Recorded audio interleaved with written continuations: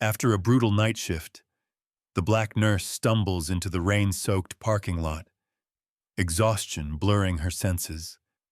She opens the back door of what she assumes is her ride and collapses into the seat, barely noticing the unfamiliar leather or the quiet hum of the engine.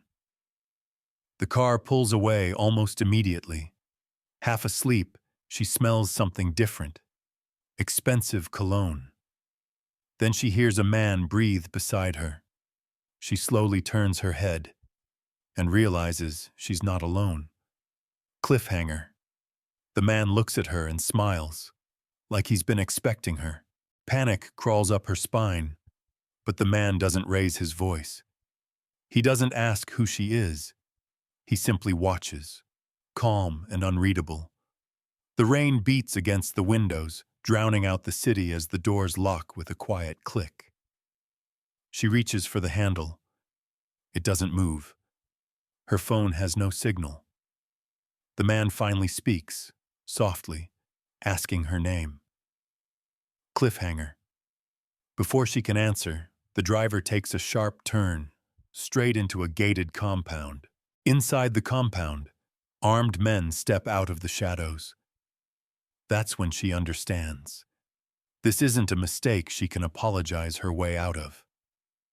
The man beside her adjusts his cufflinks, completely unbothered, and tells her she's safe. For now. He explains that people usually beg when they end up here. She hasn't begged yet. Cliffhanger. He leans closer and whispers, "Do you know who I am?" She learns his name and what it means in the city. A Korean Mafia boss whose enemies disappear without a trace. Her heart pounds as she realizes the danger isn't what he's doing, it's what he hasn't done yet. He offers her a choice.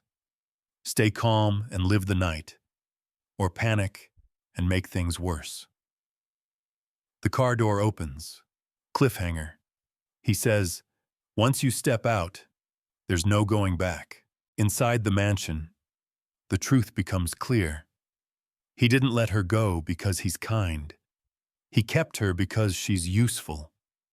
What she knows, what she saw, and who she is suddenly matter in ways she never imagined. As dawn breaks, he gives her a final look and says she can leave, but only if she agrees to one condition.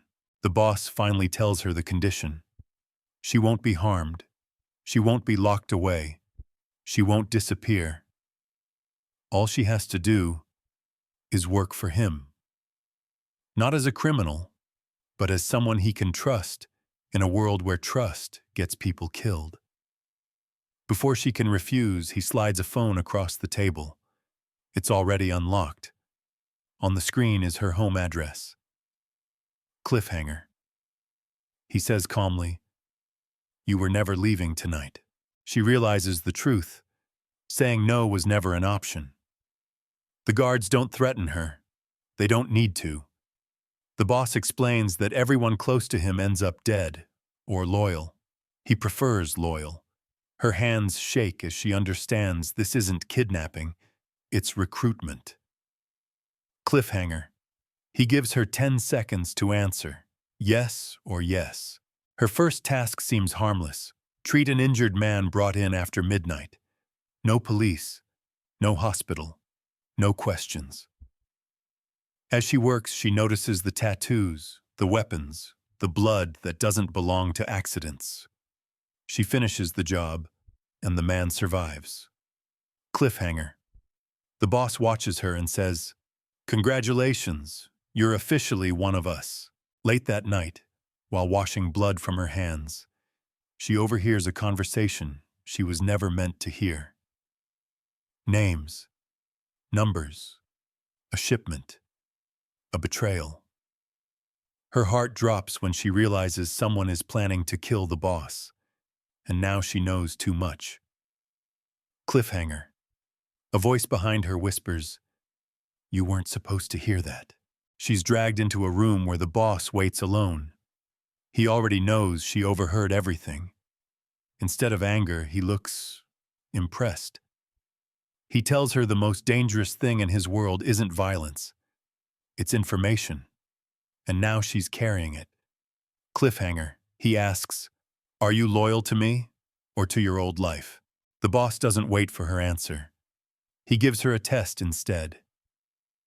She's ordered to treat a man accused of leaking information, someone everyone else has already written off as dead.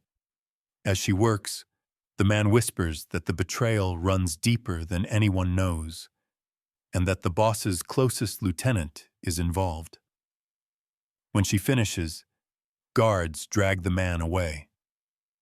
Cliffhanger. The boss asks her one quiet question. "Did he say anything to you?" From that moment on, she feels it. Eyes on her everywhere.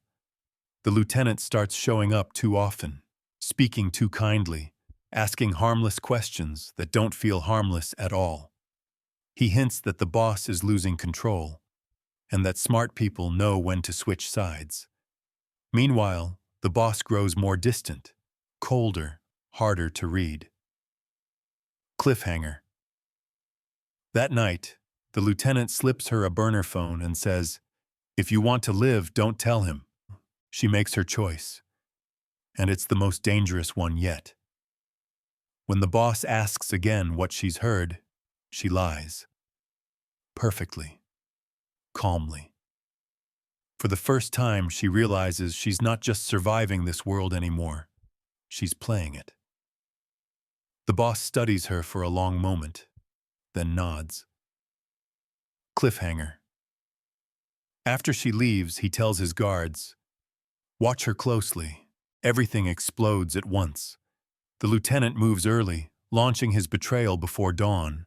Alarms, shouting, chaos in the compound. She's pulled into a hidden room by the boss himself. Instead of fear, his face shows disappointment. He tells her he knew someone would betray him. He just didn't know if it would be her. Cliffhanger. He hands her a gun and says, "Now I find out." Time freezes. If she sides with the boss, she becomes part of his blood-soaked world forever. If she betrays him, she likely dies before sunrise. Outside the room, footsteps rush closer. She grips the gun, realizing there is no innocent choice left. Final cliffhanger, the door bursts open, and she pulls the trigger. The gunshot echoes once. Then silence. When the smoke clears, it isn't the boss on the floor. It's the lieutenant. The guards freeze, confused, not because she fired, but because the boss doesn't react. He studies her the way a king studies a successor who has finally proven worthy. Later that night, the truth unfolds. The betrayal was never a threat, it was a test. The boss had been dying for months. Poisoned slowly. Intentionally. He needed someone ruthless enough to finish what he could not, and invisible enough to be underestimated. A tired nurse. A woman no one feared. By morning, the city wakes to whispers, the old boss is dead. Natural causes. No funeral. No chaos. Just quiet transfers of power. Days pass. Then weeks. She no longer wears scrubs. She wears tailored black suits. She sits at the head of the table where men twice her age lower their eyes when she speaks. They still call her doctor, not out of respect, but fear. She knows how to keep people alive and exactly how long they can suffer before they don't. The streets become calmer. Smarter. Deadlier. One night, she steps into a luxury sedan. Rain taps the windows, just like before. A man hesitates outside, unsure whether he's entered the wrong car. She smiles faintly. "Get in," she says. "You're exactly where you're supposed to be." Final line, she didn't escape the monster's world. She inherited it.